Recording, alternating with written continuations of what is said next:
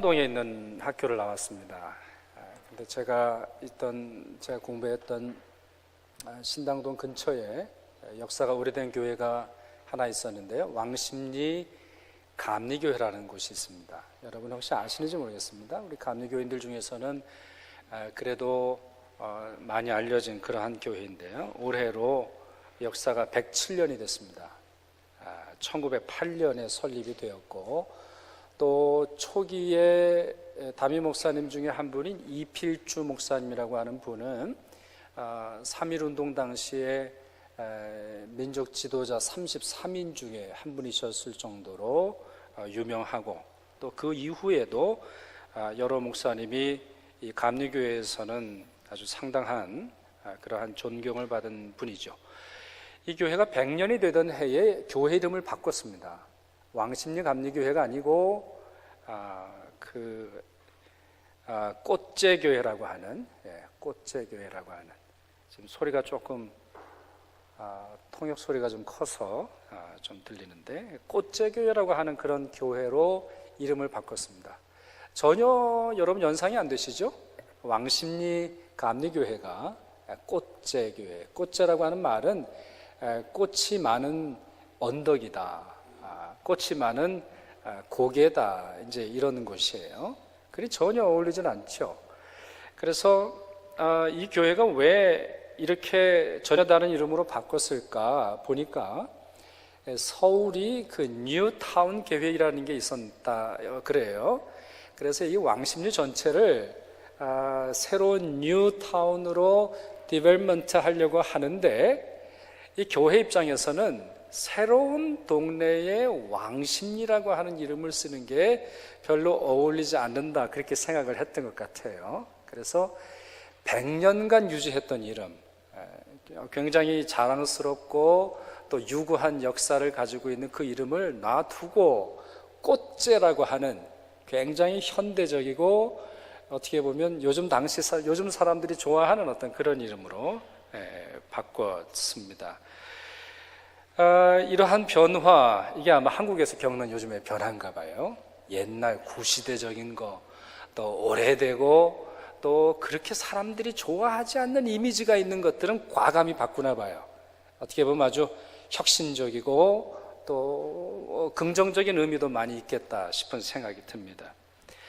이런 교회가 가장 그래도 우리가 살고 있는 사회에서 보수적인 그러한 사회 구성 중에 하나인데, 그런 교회까지 이런 큰 변화를 겪었던 이유는 현대인들의 입맛에 있으리라고 봅니다. 조금 전에도 말씀드렸던 것처럼 현대인들은 옛날 걸 별로 안 좋아합니다. 현대인들은 고생하는 얘기 안 좋아합니다. 요즘 아이들은 부모님들이 자꾸 너희만한 나이였을 때 내가 신문 배달한 거 애들이 안 믿습니다. 여러분 아무리 해보셔야, 믿지도 않는 얘기를 계속 해보셔야 그 의미가 없는 거거든요. 괜한 설교를 듣는 느낌을 주어서 목사 설교까지 안 듣게 하는 그러한 악영향이 있을 수 있습니다. 현대인들 진취적인 거 좋아합니다. 불행하고 고생하고 아프고 이런 거 별로 좋아하지 않습니다. 그러다 보니 사람들의 마음속에서 점점 십자가가 사라지죠. 십자가를 좋아한다 할지라도 십자가가 갖고 있는 그 죽음의 의미, 또 십자가가 교수 형틀이다, 사형자에게 내려졌던 그러한 일이라고 하는 것은 다 빼고 장식으로만 남아있는 그런 경우들이 많이 있습니다. 그러나 사실 이것은 지금 현대인들과 교회만의 문제가 아니고 초대교회 때부터도 지속되어 온 문제입니다. 초대교회 때 유대인들은 십자가를 미련한 것이다, 나약한 것이다, 그렇게 불렀고요. 또 헬라인들 같은 경우는 어리석은 것이다, 그런 십자가를 믿고 그런 십자가에서 구원을 얻으려고 하는 사람들을 아주 무식한 사람, 이성적이지 못하고 제대로 판단하지 못하는 사람이라고 업신여겼습니다. 그리고는 많은 박해를 겪었는데요. 많은 박해를 그리스도인들이 받아야 했는데, 그와 같은 박해의 모습을 갈라디아 교회가 잘 보여줍니다. 갈라디아 교회는 바울이 세운 초기 교회 중에 하나인데요. 이 교회가 아주 큰 내홍을 겪었습니다. 무슨 내용이냐? 예수님의 십자가만으로는 안 된다라고 하는 주장들이 점점 늘어나기 시작했습니다. 그러면서 뭘 주장을 했냐면 할례를 받아야 된다. 유대식으로 할례를 받아야지 예수 그리스도의 십자가의 보혈을 믿고 예수 그리스도의 부활만 믿고 은혜로 구원을 얻는다라고 하는 이것만으로는 안 된다. 이래서 많은 사람들이 실제로 할례를 받기도 했습니다. 그래서 이 문제를 설명하고 이 문제를 지적하기 위해서 바울이 갈라디아서를 쓰는데요, 6장 12절 14절에 그가 이렇게 말합니다. 우리 같이 한번 읽어보겠습니다. 무릇 육체의 모양을 내려 하는 자들이 억지로 너희에게 할례를 받게 함은 그들이 그리스도의 십자가로 말미암아 박해를 면하려 함뿐이라. 그러나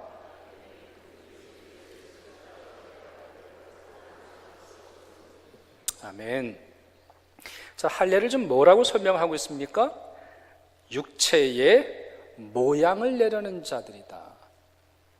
이건 영적인 일인데 구원과 관련되어 있는 것, 하나님이 주시는 신앙에 대한 것은 영적이고 마음에 대한 것이고 내면적인 건데, 그냥 육체의 어떤 하나의 부분을 잘라냄으로써 육체의 모양을 내려는 자들이 있다. 그들의 목적은 뭐냐? 딱 하나다. 이렇게까지 육체의 모양을 내려고 하는 자들은 박해를 모면하려고 하는 거다. 이게 무슨 얘기예요? 할례를 받으면 박해 없다라는 얘기거든요. 할례를 받으면은 유대적 풍습을 따르고 이 세상 사람들이 좋아하는, 이 세상 사람들이 덕지덕지 붙여놓은 액세서리와 같은 것들을 치장을 하면 내가 십자가를 믿든 안 믿든 관계하지 않는다라는 거예요. 그러나 바울은 뭐라고 말합니까? 우리 주 그리스도 예수의 십자가 외에 결코 자랑할 것 없다. 그것이 할례가 되었든 세상 사람들의 편견이 되었든 세상 사람들이 좋아하는 입맛이 되었든 그것과는 상관없이 나는 오직 예수의 십자가만을 자랑하겠다, 이렇게 말합니다. 이렇게까지 십자가가 자랑스러운 이유는 무엇일까요? 기독교인들이 사디스트들입니까? 우리가 고통을 좋아해요? 아니에요. 우리도 고통을 싫어해요. 우리도 육신이 아프면 참 힘들어요. 우리도 우울증 겪고 또 우리도 이 삶 속에서 경험하는 여러 아픔들 참 힘듭니다. 그걸 환영하는 건 아니에요. 그걸 웰컴하면서 잘 왔다 이렇게 맞아들이는 것이 아니에요. 우리도 핍박받는 것이 두렵고 시대가 바뀌어서 십자가를 사람들이 무시하고 조롱하는 거 충분히 알고 있어요. 그러나 이 초대교회로부터 지금까지 우리가 십자가를 버리지 않고 십자가 믿음을 포기하지 않는 이유는 십자가만이 우리에게 희망이 되기 때문입니다. 십자가가 우리에게 소망이에요. 십자가가 주는 소망과 다른 것이 주는 소망과는 전혀 비교할 수 없기 때문이에요. 그래서 교회는 지금까지 십자가를 포기하지 않고 이 십자가의 정신과 영적인 능력을 전하고 있는 것입니다. 로마 군인들 예수님을 십자가에 못 박았죠. 어디에 못 박았습니까? 어디에? 해골 언덕, 해골 골짜기라고 하는 곳에 못 박았죠. 그리고 예수님을 못 박기 전에 옷을 벗기고 매질을 하고 침을 뱉고 머리에는 가시 면류관을 씌워서 피가 흐르는 것을 조롱하고 즐겼을 뿐만 아니라 예수님의 옷을 찢어서 서로 나눠 가졌고 예수님을 잔인하게 대우하죠. 그리고는 두 강도 사이에 예수님의 십자가를 배치합니다. 두 강도 사이에. 그 의도는 너무 뻔해요. 예수님도 이 강도들과 똑같은 죄인이라는 것을 말하려고 하는 거예요. 예수라는 사람 너희들이 그리스도로 믿고 메시아로 생각하지만 별거 아니다. 죄인들 사이에서 죽어가는 한 사람이 지나지 않는다. 그와 같은 것을 말하려고 하는 의도 때문에 예수님의 십자가를 강도 사이에 두었던 것입니다. 그러나 그들이 몰랐지만 이것은 하나님의 뜻이었고 하나님의 예언이었고 하나님이 우리에게 보여주시는 구속의 중요한 원리가 담겨 있습니다. 이사야 53장, 여러분들 좋아하시는 성경 구절 아닙니까? 사순절이 되면 이사야 53장, 우리가 예수 그리스도의 매맞음을 통해서 우리가 나음을 입고 예수님으로 우리가 치유를 입는 여러 가지 것들을 좋아하시는데 그 장의 마지막 절이 이렇게 되어 있습니다. 같이 한번 읽겠습니다. 그러므로 내가 그에게 존귀한 자와 함께 몫을 받게 하며 강한 자와 함께 탈취한 것을 나누게 하리니 이는 그가 자기 영혼을 버려 사망에 이르게 하여 범죄자 중 하나로 헤아림을 받았음이니라. 그러나 그가 많은 사람의 죄를 담당하며 범죄자를 위하여 기도하였느니라. 아멘. 여러분, 이 구절을 보면 너무 놀라워요. 어쩜 이렇게 700년 전에, 예수님께서 돌아가시기 700년 전의 예언이 어찌도 이렇게 정확합니까? 그 탈취한 것을 나누고 죄인들 사이에 돌아가실 뿐만 아니라 죄인들을 위해서 기도하려고 하시는 그와 같은 계획이 바로 이 십자가에 담겨 있는 것입니다. 예수님 오른쪽 왼쪽에 두 강도가 매달렸죠. 그들은 모두 극심한 고통에 시달려야 했습니다. 그들은 모두 예수님을 보았습니다. 예수님을 사람들이 어떻게 다루는지 잘 보았습니다. 능력을 하고 침을 뱉고 조롱을 하고 내가 만약 그리스도거든 내려와서 너와 우리를 구원하라 하는 말들을 들었어요. 뿐만 아니라 그들은 예수님이 하신 말씀도 똑같이 들었죠. 예수님이 하셨던 말씀, 첫 마디 말씀이 무엇입니까? 아버지여 저들의 죄를 용서하여 주옵소서. 저들은 지금 저들이 하는 일을 알지 못함이니이다. 똑같이 들었어요. 똑같이 보고 똑같이 듣고 똑같이 느끼고 같은 장소에 있었어요. 그런데 너무나 놀랍게 이 두 강도는 서로 다른 것을 선택을 합니다. 참 너무 흥미롭지 않습니까? 믿음의 길, 정보로 되는 게 아니에요. 믿음의 길 조금 더 알아서 되는 게 아니에요. 믿음의 길, 예수 그리스도의 십자가를 선택하는 것은 여러분들이 시험을 봐서 60점에서 61점으로 넘어가야 되는 것이 아니에요. 그것은 은혜로 받아들여야 되는 거예요. 첫 번째 강도는요, 두 번째 강도와 똑같은 것을 느끼고 보고 들었지만 예수님을 모독합니다. 예수님을 조롱해요. 예수님을 조롱해요. 그는 예수님을 비방하죠. 내가 그리스도가 아니냐, 너와 우리를 구원하라. 너와 우리를 구원하라. 네가 그리스도라면 당장 내려와서 너를 구원하고 우리를 구원해라. 그렇게 주장을 합니다. 어떻게 보면 이 사람 참 괜찮은 사람이에요. 우리라고 썼죠. 우리. 죽어가는 순간에도 자기하고 같이 범죄를 저질러서 죽어갔던 그 사람을 생각했던 것 같아요. 나를 구원하라 이렇게 말하고 있지는 않으니까 나름대로 조금 아주 머리를 쓴 그런 고백이라고 볼 수 있어요.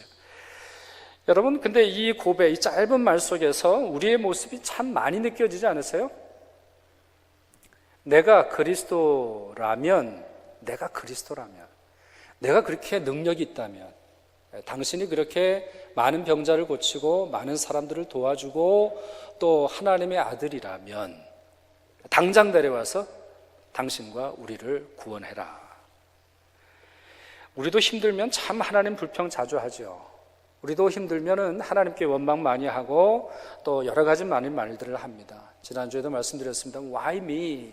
Why me? 또 다른 어떤 측면에 있어서는 Why you? 왜 당신이 전능하다라고 하는데 내가 이런 고통을 겪어야 합니까? 당신이 정말 은혜의 하나님이라고 하시는데 내가 왜 이런 어려움을 겪습니까? Why you? 이 질문, 이러한 불평들을 많이 내뱉습니다. 얼마 전에 미국 오바마 대통령이 재밌는 비디오를 찍었습니다. 참 부럽더군요. 그 미국인들이 갖고 있는 그 조크, 누가 비방을 해도 또 비방받는 대통령이라 할지라도 여유 있게 넘길 수 있는 그런 모습들이 참 부럽던데, 그 비디오 내용 중에 이런 것이 있습니다. 우유에 제가 마시는 이 컵보다는 길고 높고 그리고 목이 좁습니다. 거기에 이제 하얀 우유를 담가 놓고 오바마 대통령이 이제 큰 쿠키를 들고는 이걸 디핑해서 우유를 찍어 먹으려고 했는데 안 됐어요. 너무 당연하죠. 큰 쿠키를 들고 목이 좁은 컵에 있는 우유를 이게 찍히나? 이게 안 된단 말이에요. 그랬더니 오바마가 뭐라 그러냐면 Thanks 오바마, 이제 그런 얘기를 하는 거예요. 여러분 그런 얘기 들어보셨어요? Thanks 오바마? 이게 미국인들의 조크죠. 제가 조사를 해보니까 실제로 신조어 딕셔너리에 이 말이 있어요. Thanks 오바마. 이게 이제 미국인들의 관용어예요. 사전에도 올라가는 말이에요. 그 의미를 찾아보니까 그 의미에 뭐라고 되어 있느냐, 삶의 모든 문제를 바락 오바마 대통령 때문에 벌어진 것이라고 말하는 풍자어다, 그렇게 되어 있어요. 삶의 모든 문제가 다 오바마 때문이라는 거예요. 예를 들어서 경제가 안 좋아요. 누구 때문이죠? 오바마 때문이에요. 차가 안 팔려요. 누구 때문이죠? 오바마 때문이에요. 내가 직장을 그만뒀어요. 누구 때문이에요? 오바마 때문이에요. 내가 어제 밥을 먹다가 체했거든요. 누구 때문이죠? 오바마 때문인 거예요. 캐나다는 그런 점에서 좋죠. 우리 여기서 뭐 하퍼한테 땡스 하퍼 뭐 이런 말을 안 하니까 정치적으로 비교적 좋은지 모르겠어요. 자기가 문제잖아요. 자기의 문제잖아요. 자기가 실수한 거잖아요. 물론 이제 큰 밑그림을 그려보면 국가의 지도자가 문제가 되기는 하겠습니다만, 쿠키 먹는 것까지도 땡스 오바마 할 정도면 누가 문제예요? 그 사람이 문제인 거예요. 아쉽게도 한국에도 돌아가신 전 대통령이 계셨을 때 많은 한국 국민들이 그랬다 그러죠. 술자리나 밥 먹는 자리에서 한 번씩 그분의 이름을 오르내리면서 욕을 했다라고 하는 그런 이야기를 듣습니다. 문제를 남 탓으로 돌리고 있는 거예요. 당신이 대통령이라면, 당신이 그 정도로 똑똑하다면, 하버드와 예일을 나오고 엄청난 지식이 있다고 하면 이런 문제가 왜 생기느냐? 남 탓으로 돌리고 있는 거죠. 예수님을 비방했던 강도 역시 유사합니다. 그는 자기 죄의 심각성을 몰라요. 그는 선과 악 생각해 본 적이 없는 사람일지 모르겠어요. 참과 거짓, 생명과 죽음, 심판과 구원 별로 생각해 본 사람이 아니에요. 이 사람이 오직 원하는 것은 십자가에서 탈출하는 거예요. 그가 고민하는 것은 이 십자가 너머, 아니면 죽음 너머, 이 고생 너머, 이 아픔 너머에 있는 또 다른 하나님의 진리에 대한 그런 것도 없어요. 그저 이 세상에 조금 더 사는 것, 이 세상에 고통 없이 사는 그것이 그가 원했던 전부이고, 그걸 공급해 주지 않는 그리스도를 향해 조롱하고 있는 거예요. 실제로 그는 이 소원을 이룰 수 있었어요.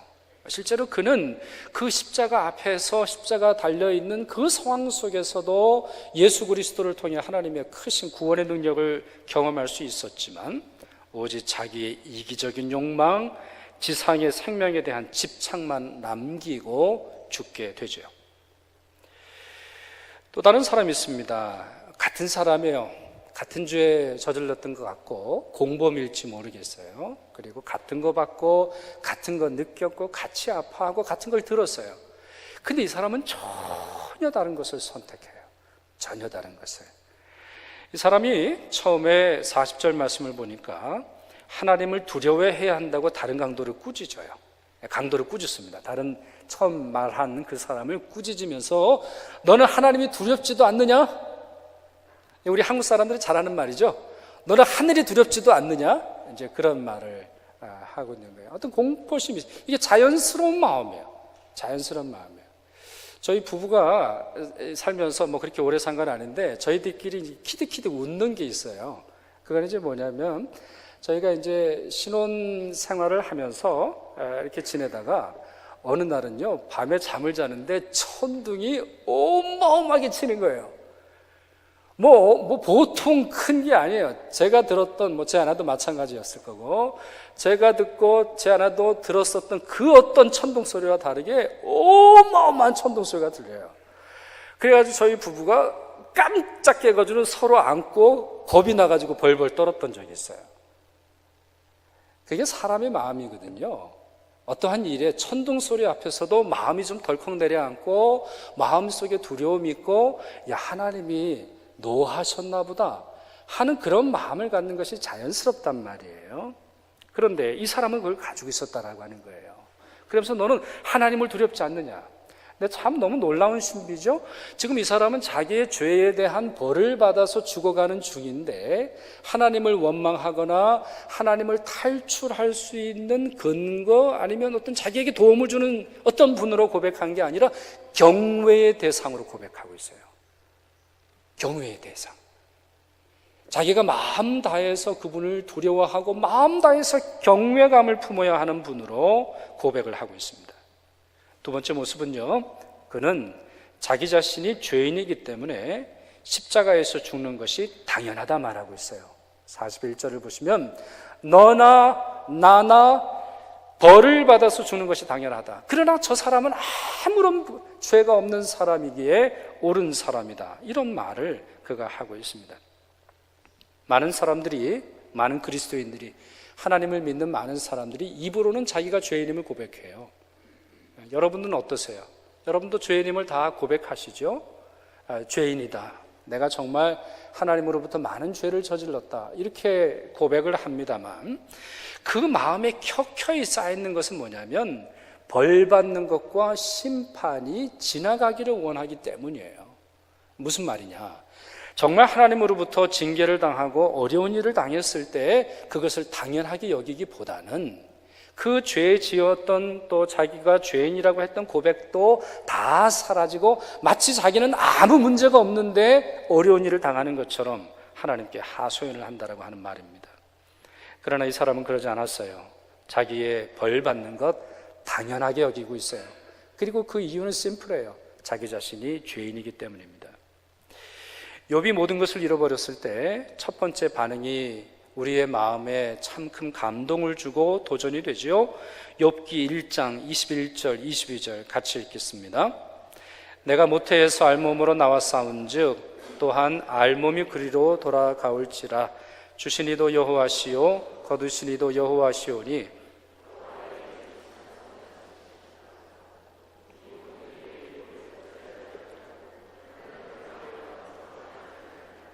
아멘.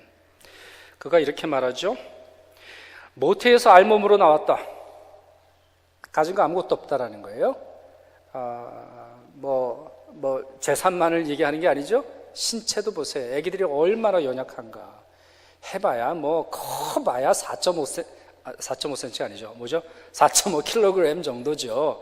커봐야 그렇고 또 작은 아이들은 2kg도 안 되는 그런 아이들도 있다고 하죠. 너무나 연약한 존재예요.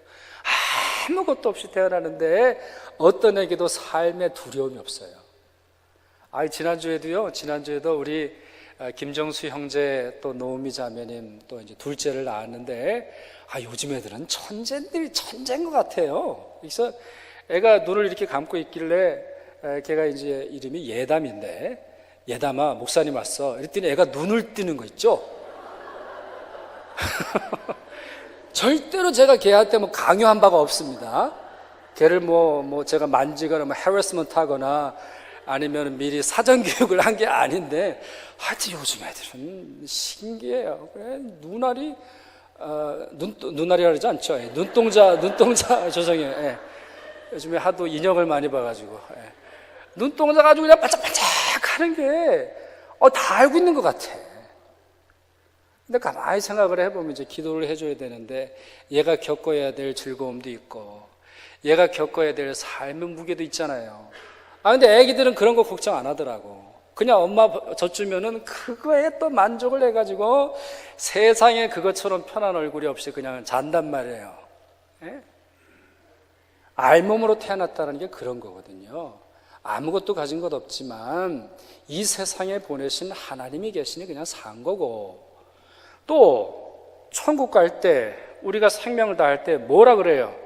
알몸이 그리로 돌아가올지라. 똑같다는 거예요. 여러분. 천국 가면 우리 이 땅에서 있는 거 쓸모 있는 게 있을까요? 하나도 필요 없어요. 여러분 수영장을 가는데 수영장을 가기까지는 옷도 입고 스포츠복도 입고 그러지만 수영장 가서 뭐 입어요? 수영복 입는단 말이에요. 마찬가지거든요. 우리가 이 땅에서 아무것도 남겨놓고 가지 않는다 할지라도 이 땅에서 수많은 거 거두어들였다 할지라도 그 쓸모없기 때문에요. 천국에서 쓸모없기 때문에 아쉬워할 것도 없어요. 아쉬워할 것도 없다고. 또 이런 생각도 하죠. 만약에 우리가 어떤 일을 당해서 남겨놓은 아내, 남겨놓은 남편, 남겨놓은 아이들이 있으면 어떻게 하나. 그래도 좀 재산도 있고 차도 있고 한 50년 살 수 있는 재산도 좀 남겨놔야 되는 거 아닌가. 아니라는 거예요. 인생은 알몸으로 와서 알몸으로 가는 거고, 누군가가 남겨놓지 않고 세상을 떠나면 그 사람도 알몸으로 하나님의 은혜로 채워주시는 그 은혜로 살아가면 되는 거라는 거예요. 그러면서 뭐라고 말합니까? 거두신 이도 여호와시고 주신 이도 여호와시다. 주신 분도 여호와시고 거두신 분도 여호와시니 뭘 걱정하겠나, 그렇게 말하고 있습니다. 우리가 죄인이라고 하는 고백은 바로 이런 의미가 있습니다. 우리가 죄인이기 전에도 하나님께서 은혜를 주셨고, 내가 죄를 지어서 하나님이 빼앗아 가신다 할지라도 하나님께서 하시는 일이니 그저 묵묵히 순종할 따름이죠. 욥이 왜 당대의 의인이라고 하는지 우리가 이해할 수 있습니다.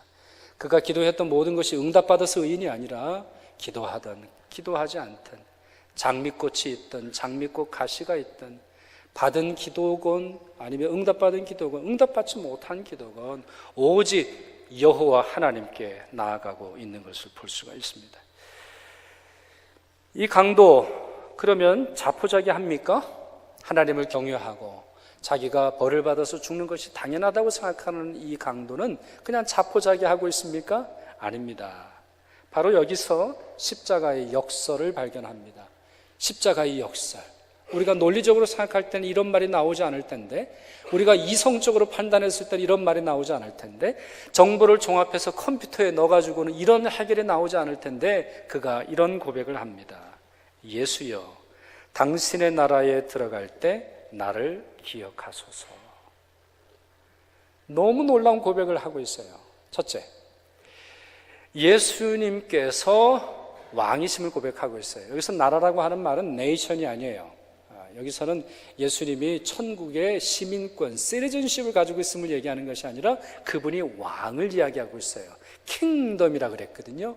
당신의 나라에 들어갈 때, 당신의 나라에 들어갈 때, 당신의 왕국에 들어갈 때, 당신이 세우신 왕국으로 들어갈 때, 비록 이 세상에서는 십자가를 당해서 돌아가시지만 그 땅에 들어갈 때 나를 기억하소서.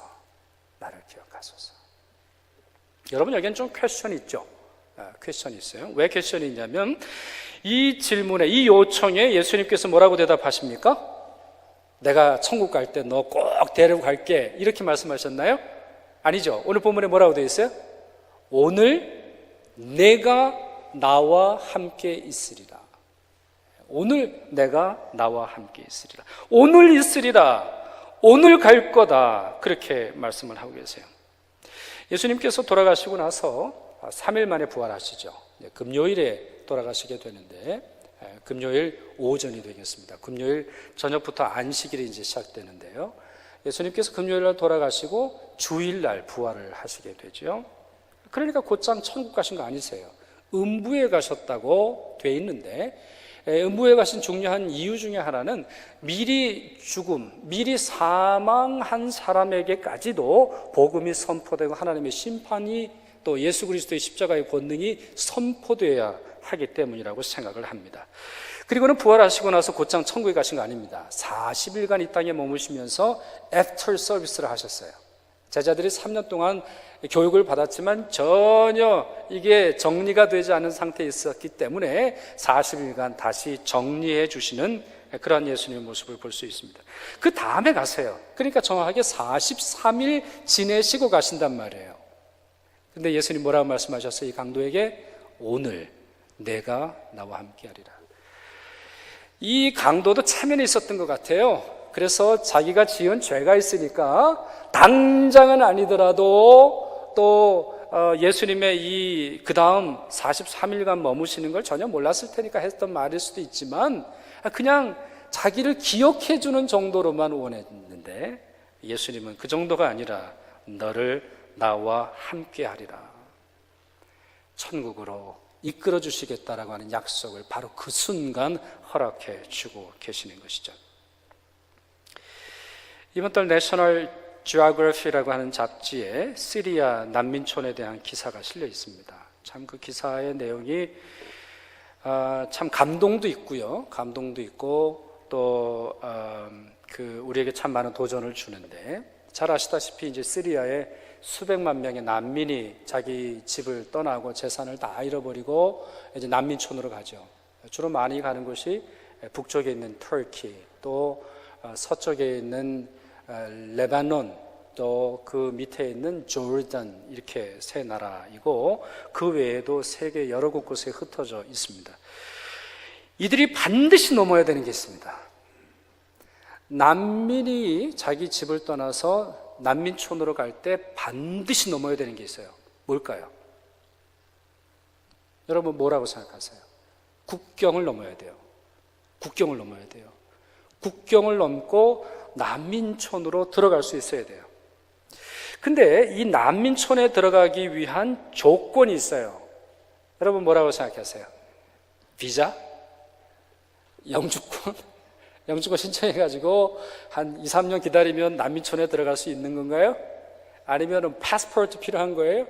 아니면 뭐 주민등록증, 뭐 residence record 뭐 이런 게 필요할까요? 아니라는 거예요. 난민촌에 들어갈 때 만약에 차를 타고 차를 몰고 가도 차에서 내려야 돼요. Just walk 이렇게 되어 있어요. Just walk, stand on foot. 발로 서 있어라. 그 기사의 내용 중에 한 부분을 읽어드릴게요. 그런 것은 문제가 안 된다. 당신의 차에서 내린 후에 그곳에 서 있어야 한다. 기다려라. 지금 서류가 있던 서류가 없던 진정한 난민으로 당신의 삶이 시작하려고 한다면 두 발로 서서 무력함의 태도를 보여야 한다.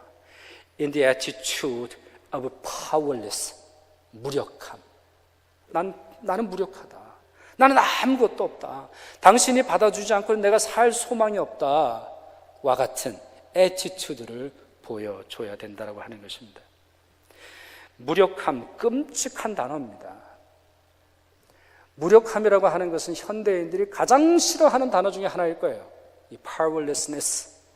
어떤 사건 앞에서, 어떠한 사람 앞에서, 아니면 뭐 돈 앞에서, 직장에서 우리가 무력해지는 거 정말 끔찍합니다. 십자가는 그러나 무력함이 있습니다. 십자가는 우리는 무력하게 만들고 무력해야 살 수 있다는 것을 보여줍니다. 왜냐?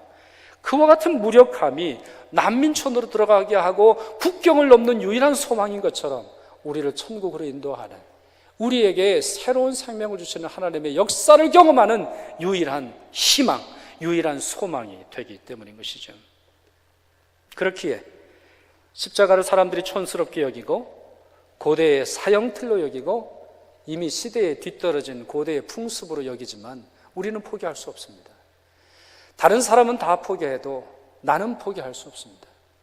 다른 사람은 그 의미를 모르고 왜곡하고 무시하고 조롱한다 할지라도 나는 포기할 수 없습니다. 왜? 내가 그 은혜로, 그 구속의 은총으로, 그 십자가의 역설로 말미암아 구원을 얻을 수 있기 때문이죠. 여러분 무력하십니까? 여러분 주님 앞에서 무력하십니까? 그래야 삽니다.